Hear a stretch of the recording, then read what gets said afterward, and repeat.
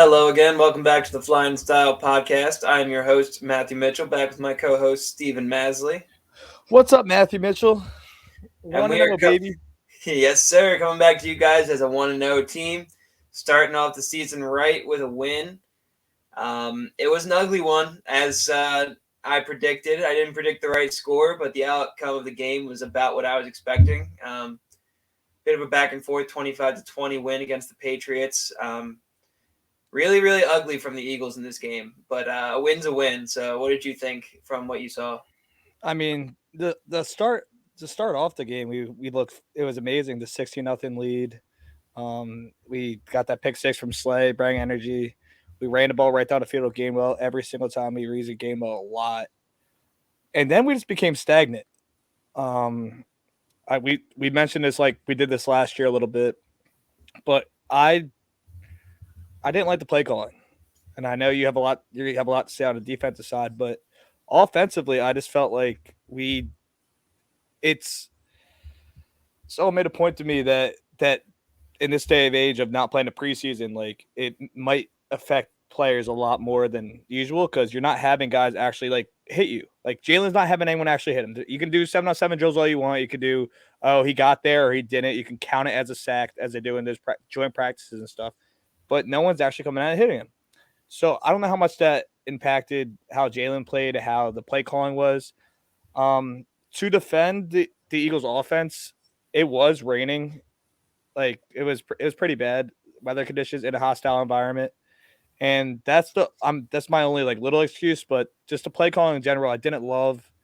And we let them back into the game ourselves. We could have ran away with that game easily, and a win's a win, but I think we have a lot to improve on if we want to beat the Vikings.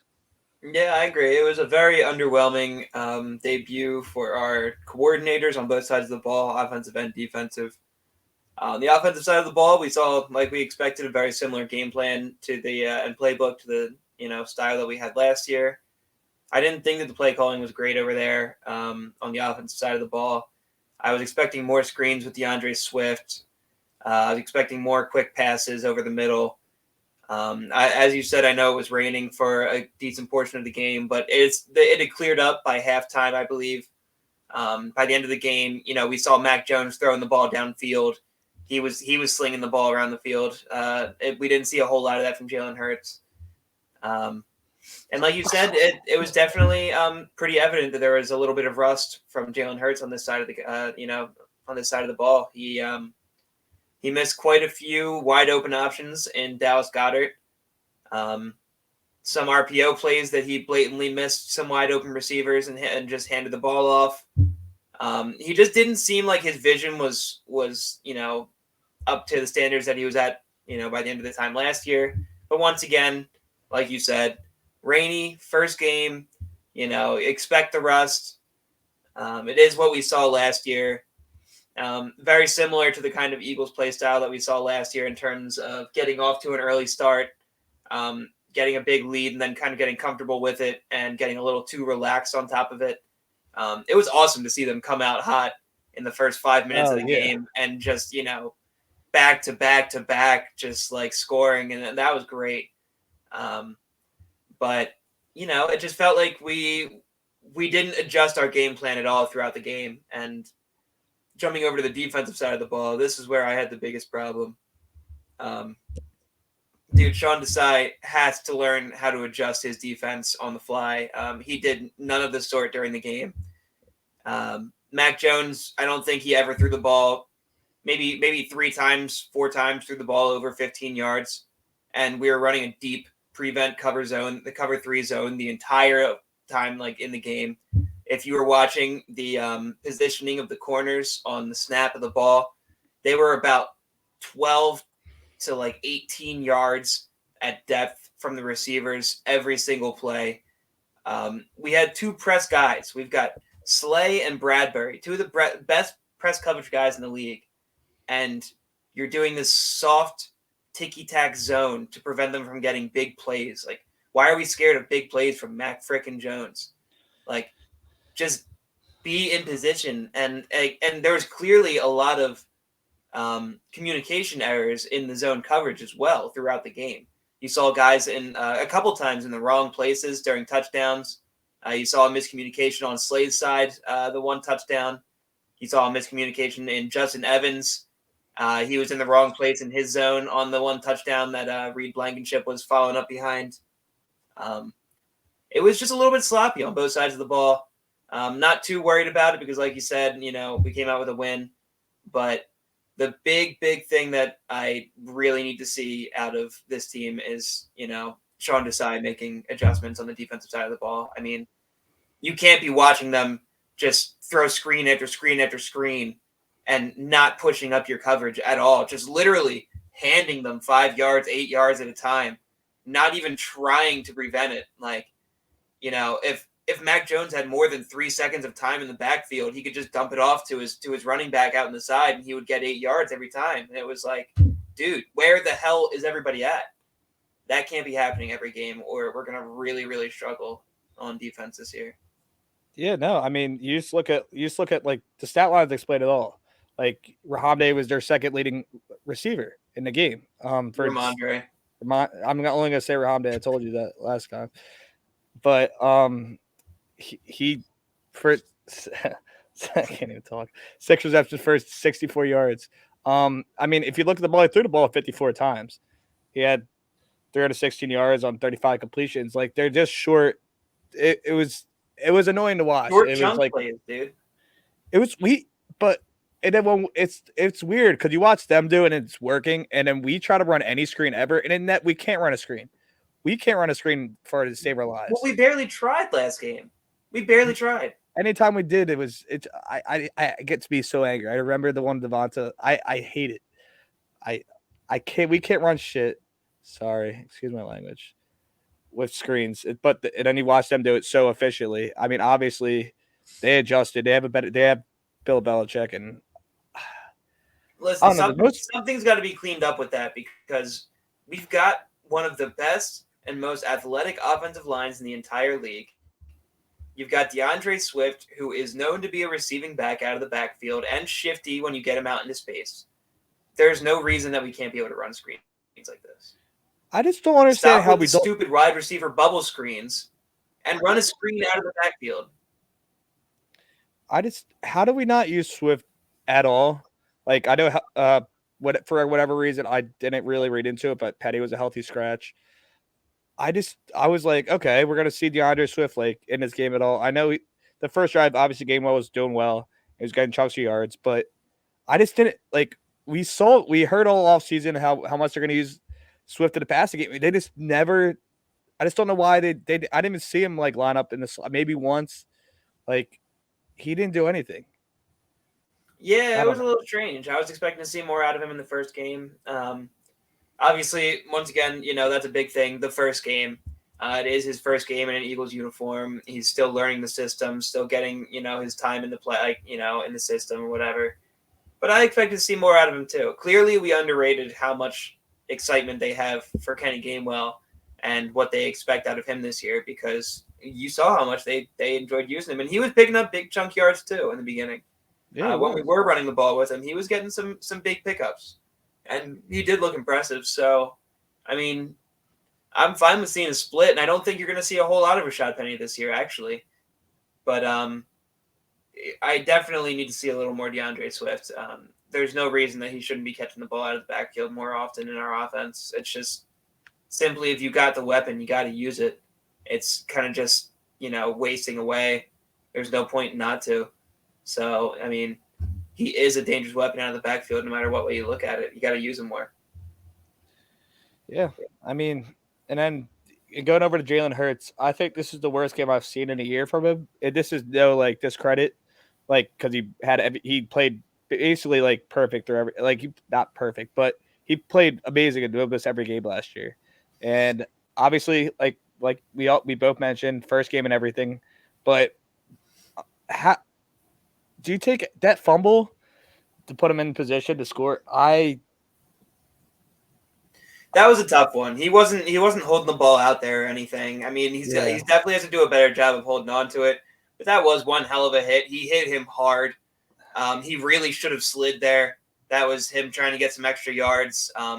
dude got a good pop on him. I'm not really gonna blame Jalen Hurts for that one. Obviously it's his fault, but you know, I'm not gonna get on his ass about it. I don't think it's really, that one I think is he's just got to, he was doing a good job getting down all game. He should have stuck with the game plan. He tried to fight for that extra yard that time, and he just got popped. Yeah, I mean, it's just you get him in these positions. I did like how he was very cautious throughout the game. Though there was times where he could have got over the line of scrimmage for 2 yards. It just like literally just slid. It didn't do it. Yeah. But I'm that makes me like a little bit. That makes me happier to see that he's protecting himself because he needs to. Because we obviously need him if we're gonna win this season. And what was the other play that the 4th and 2 on what was there? The Patriots 45 at the end of the game. Did you mind? Did you like going for it there, or would you rather have punted it? It's a tough call. You're kind of in no man's land, obviously, so it's definitely a weird spot. But I like I said, I wasn't a fan of the play calling throughout the game, including that play call that we called on that play, and it just you know, in the situation, the way the game was going, I was leaning more towards a punt there. But I wasn't devastated by the fact that we did go for it, but exactly what I had feared happened. And then, we gave him the ball at midfield with a decent amount of time left. And I was definitely concerned about it. But, we stood up, we made our stand and kept him from getting in the end zone, which is great. But it was risky. It was definitely risky. I mean, you have under 2 minutes left.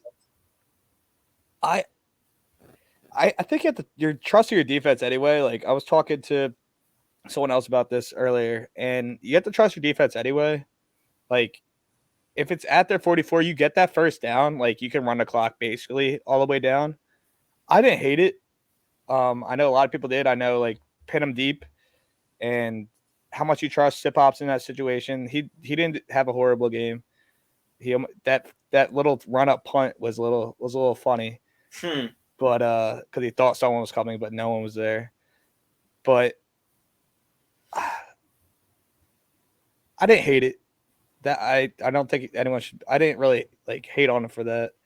Obviously, listen, the only thing that worries me about going back and pinning them in the back of the end zone, based on what I watched from this game, is that the side would have gone into a prevent defense, and it would have just infuriated me watching it. To be honest, I felt like this put a little more pressure on the defense to make a stand quick and tough. So I mean, it's not like I'm glad we got stuck in a crappy field position going on a defense, but at the same time, I don't know how much pinning them back would have helped us anymore either. So, and the outcome is the outcome. We did make our stand, and we did end up making it out of there unscathed. But I like to. I always enjoy to see the coach make risks and make moves that you don't really expect. So I'm all right with it. I mean, going a little bit to the positive side of the ball, Jalen Carter looks great. He looks amazing. Yeah. Got his first NFL sack. I think he had 6 QB pressures. He looked really 7, good. actually. Was it 7? I think so. Okay. Either way, that's even better. I thought he had a great game, getting a lot of pressure. We mentioned Jordan Davis in the last podcast. He was playing a lot more snaps than even I thought he would. I didn't realize he was going to be starting out there. He had a great game. He had half a sack. He forced that fumble, right? Yes, he did. I couldn't. I'm very happy to see that. I'm very happy to see that he's like him. I didn't see much out of Nolan Smith. He didn't play a lot. I didn't. Was he even on the field at all? I didn't see him. He's on the field like very minimal.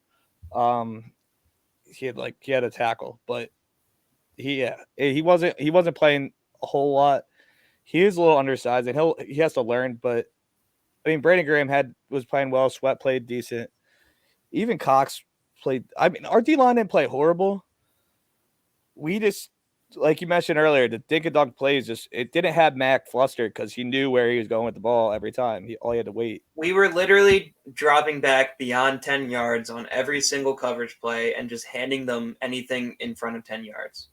And to me, it was idiotic. And on top of that, The D line did play a good game, yes, but first of all, they didn't get there as often as as I felt like they should have. At least based on what we saw out of them last year, expected to see them give a little more pressure most of the time. And I was a little bit discouraged by the fact that they just kept letting screens happen. They weren't reading screens on the D line ever, except for that one time that Josh Sweat almost got that pick. Yeah. They were just, they would just, run right through, and then they'd like, like just running through the line, like at some point after they run 20 screens, I figured somebody might catch on and drop back with the running back, but that's something they got to pick up on a little bit more. I'm sure film will help out with that, and it's not like they don't know what they're doing or know how to cover a screen, but I wanted to see a little bit more recognition from the D linemen. Unless that wasn't their job in our defensive scheme, I'm not too sure. All right. So overall, I feel like we're being really negative for a win. I mean, it was like a pretty dicey game, but I'm We not. have we have high expectations for this team. They made it to a Super Bowl last year. They looked incredible all year, and we expect similar, if not better, things from them this year. And this was a sloppy first game. We're just holding them to a high standard. And one of the things to look at, that I noticed is that people aren't talking about, how the Eagles played or how sloppy they played. They're talking more about the fact that the Patriots hung in with a good team and played a good game against a really good team. So, I'm glad the Eagles are getting their flowers now. But people are holding them to high expectations, and they got to step up their game if they want to live up to it. Hey, and I wanted to shout out the player. I think the player of the game is Jake Elliott. He was fantastic. I think he hit not. I think he had a 56 yarder. I think he had another 50, 48, and something else. But he was 4 for 4.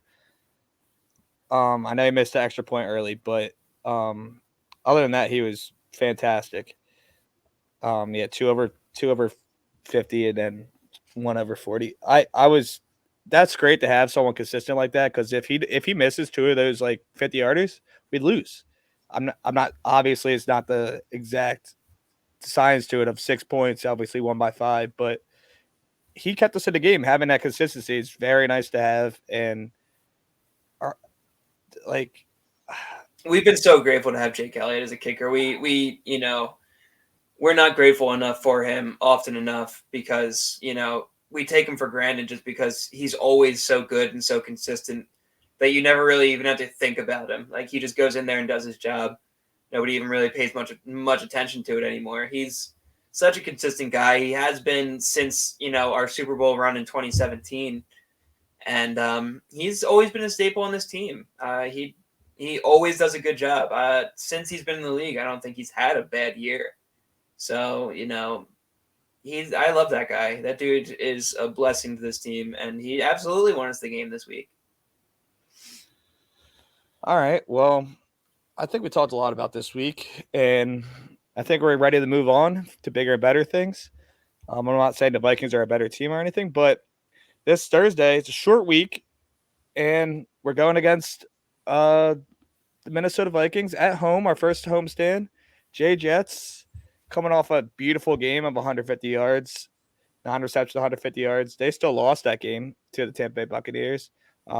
Addison looked good in his first game, got a nice long touchdown. But the Vikings, I was surprised they lost that game to Tampa. Just Well, like you don't say. Nobody expected Tampa to win a game this year, let alone their first game against a team like the Vikings.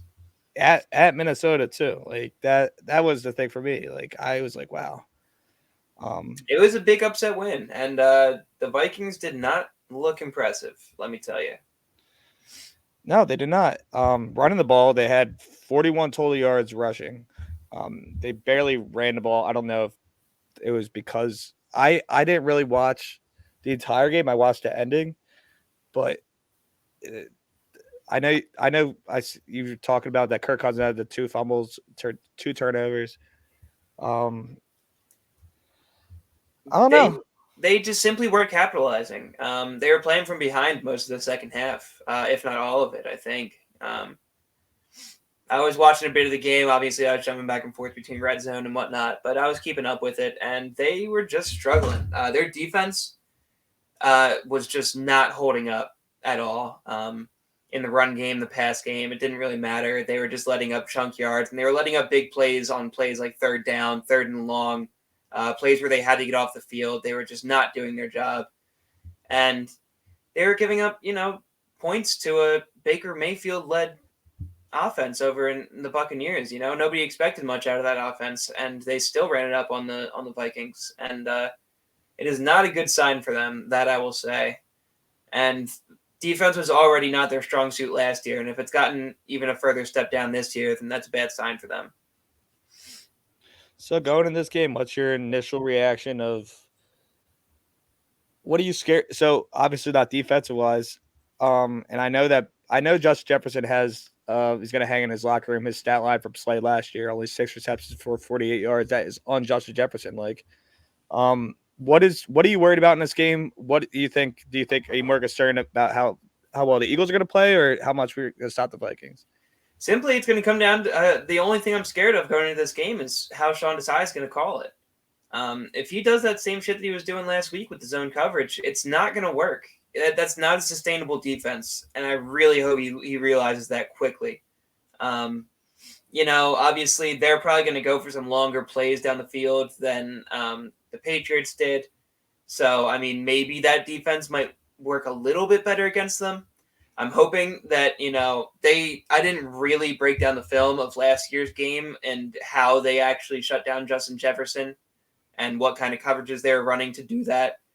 But whatever they did, they made sure to shut out Justin Jefferson, and that really does shut down the Vikings offense. When Justin Jefferson isn't playing well, the Vikings aren't playing well. Yeah. So, and on top of that, we forced 3 turnovers on Kirk Cousins in last year's game. So, that's fantastic. I think our game plan's probably going to be similar to whatever we set up last year. We're going to try to shut down Justin Jefferson. We're going to try to obviously shut down their run game as well, which, saying that out loud sounds kind of stupid because that's just shut down their whole offense. But, we're probably going to run a stout offensive front, maybe a 5-man front, and hopefully, I want to see a little more man coverage in the back end this week with a little bit more safety help. But we are going to be missing Nakobe Dean out there, and we're going to be missing James Bradbury as well for this game. So they might be picking on Josh Jobe quite a lot this upcoming game.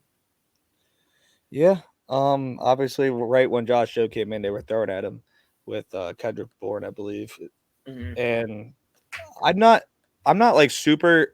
I don't think Josh Jobe is horrible, but it's obviously not Bradbury. Bradbury is one of the most underrated cornerbacks in the league. Obviously, gets some of his credit in All-Pro, but he didn't make the Pro Bowl last year, which is disrespectful. Not in the top 100. I think he's just super underrated because he's on the other side of Slay, but he's 1A, 1B. You can switch it back and forth some games, but that's a big loss for us. And then we lose my favorite player on the defensive end and our middle linebacker. So you're gonna have Christian Ellison there, and then we just brought up Nicholas Morrow. Like, how concerned does those injuries make you, and how do you think we can adjust and help them out?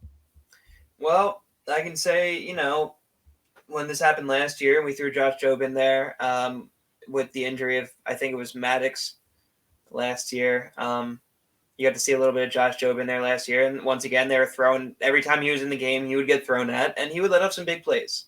Bottom line, when it comes down to it, is a backup corner for a reason. They're not as good as the guys out there, and they're going to struggle. So, I'm sure there are going to be a few plays here and there where you're going to see Josh Jobe, take a ball over his head or something, or make a wrong read on a ball. And you'll see a couple chunk plays on him, I think. So that's a bit worrisome. I'm not horribly worried about the linebackers yet, as much as I hate to lose Nakobe Dean. You know how excited I was for him too. I know he's a good leader out there, but he's also a young guy. And the linebacking core this year, it's not like it's a tight-knit group. We kind of just threw everybody together in the first place throwing another guy into the rotation isn't really going to change a whole lot. But honestly, all these middle linebackers we picked up except for Ellis, were guys that we just, picked up within a few weeks. So they don't know the defense that well, and they're the guys that are going to be calling the plays. So that's something to maybe keep an eye on if you see some miscommunications out there. Hopefully that won't be the case. I would expect Christian Ellis to be the one to call plays since he's been there the longest. But I don't think it's going to be terribly worrisome yet. Hey, well, I mean, I know you love Sidney Brown. I know he had that nice hit. I felt we had great coverage on our special teams in this game, and I hate Justin Evans. After the last game, I know it was only like one bad play by him, but I really do want to see more of Sidney Brown out there. I think Blankenship played well. I think he played decently well. I see some room for He was a bit iffy. yeah. He was in the wrong spot for a lot of the beginning of the game, but it seemed like he picked it up towards the end of the game. He made a few big plays and big stops, a couple open field tackles that were really nice. I think that's the only thing I made up for me was just the fact that he tackled really well. And then that just made me think he had a better game than he did and made me forget about those screw ups. Yeah. But I don't know, man. I feel like we're going into this game and everyone's just like, all right, like the Eagles are going to get it together. We're back at home. We should beat primetime Kirk Cousins. I don't know. This game just feels like it's the Thursday night after like week one. It just feels like very rushed, and I feel like the just be playing so bad on Sunday, like play calling wise, and like like just not getting it like to 100% of our potential, kind of scares me. Just playing on a short week, like I don't love it. It kind of scares me. I'll be honest. Yeah, I mean, we don't have a lot of time to adjust, but at the same time, neither do they. They had even more struggles on their side of the ball than we did. Their game was much more brutal than ours was. Yes, we have a lot to clean up, but I do think that this matchup is a little bit better odds for us than it is against the Patriots. I told you how we matched up pretty poorly against them. The way they play their game, their style of defense and offense really just wasn't suited for the way we kind of like to play. In terms of that, and based on what I saw last week, I think the Patriots are a decently better team than the Vikings are, especially because of the Patriots defense. I think we highly underestimated how good the Patriots defense really is. I think they really do have a great defense, and I think hopefully we'll get to see it throughout the year, and it wasn't just us playing such a terrible game. But who knows? We're going to get to see more of that. But another thing I wanted to point out, speaking of the Patriots game, how come every time somebody ran through the line untouched, it was Matt Judon? Every single time. Dude. How many free runs did we give Matt Judon to the quarterback? The only guy on their defense you don't want running free. I don't know if they were picking up on the blitz or like he would do. How do you just not touch a guy? There was twice in a row where he did it, and it literally came on the right side, and literally we shifted in, and he was just had a full it was like, how do you not key in on him at all? Yeah, you see, he doesn't go on the cover. Like I just didn't. Yeah, I don't know what that was. Did we just not expect him to do it? Like it just kept working. I don't know what we were expecting. They kept doing it. So like I know. And they're like, oh, you're not going to stop him. You're not going to stop him. You're not going to stop. And then we're like, maybe they'll stop. I don't know what I don't know what we were thinking. Our offensive line didn't look too great either. Jalen Hurts did not have time the whole game. The whole team really did look sloppy, but we're obviously past that. We've talked plenty enough about that game, but just need to see pickups from everybody on all sides. Just need to step up their game a little bit, get that rust out. But yeah, I mean, this Vikings team, in a weird way, doesn't scare me as much as the Patriots do. And hopefully we can just, go out there and kind of almost in a way use this quick turnaround week as a quick tune-up to the game that we had on Sunday. That's what I'm hopeful for. Another thing that I noticed out of the Vikings game that I watched on Sunday is that Justin Jefferson got all those yards in the first half. He only got 2 receptions for, I think, like, I don't even know if it was over 10 yards in the second half. He was very frustrated. Um, if he's not getting the ball, he's going to get frustrated. So hopefully we can, key on him and make sure he's not the one putting up the points on us. I'm fine with it. It was Jordan Addison. Yeah, I 100% agree. I think if we shut J Jets down, I think I I just feel like if their offense is like, yeah, I mean, they're not a bad offense. Like I don't, and I know everyone's like Madison is just like basically Dalvin Cook, and it's like this and that, but I feel like I feel like Dalvin was better. I just don't feel like their O line is like them. I'm not like scared of them. Obviously they have like T Hawk over the middle. They got some bats receivers with KJ Osborne and obviously added some the other side and JJS. They have a good receiving core.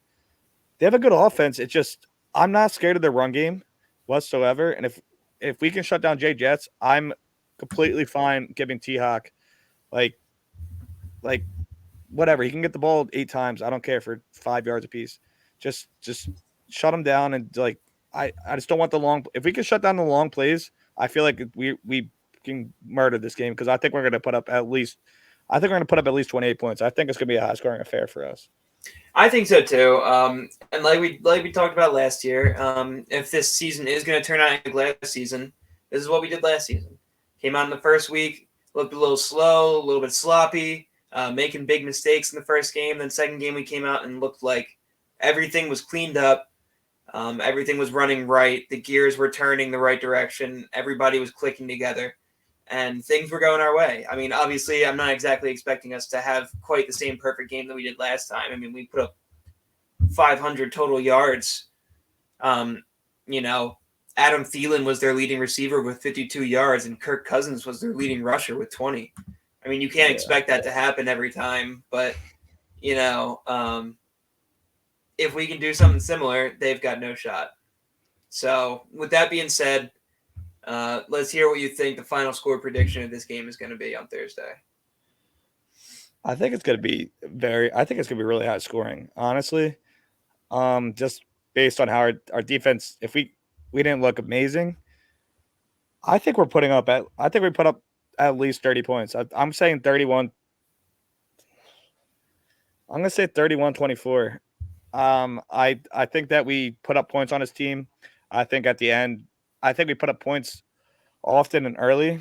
I think at the end they make one or two big plays that you're like on your feet a little bit. Just like don't let him back in this game, and we just let him back in, and we try to just run the ball, and we become stagnant again because that's what we saw last year, and that's how I just feel like this team is. We just don't put anyone away. I mean, we put them away last year, but that's despite the fact. But I think we're going to put up points on this Vikings defense, and if we can just shut down J Jets, and that's asking a lot. I know that's like if shutting him down for me is having like under like 70 yards, like for J Jets, and I feel like that's very reasonable. Well, not reasonable, but I feel like that's very. If we are able to do that, we could easily win this game and win by a margin. Um, I feel like we're going to score a lot, and I'm excited. I'm pretty confident in this game.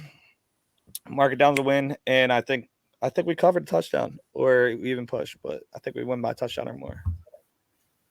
Yeah, I think, for me, I think you can mark this down as a win for me as well. I think this is a game we should be able to handle. I think we match up well against these guys, and I feel like we've had their number in the past. So, I think that this is something that we're going to run through them. It's funny you said 31. I was also thinking 31, but just for the sake of making it different, I'm going to say the score is going to be 27-10 Eagles. Wow, he goes blowout city.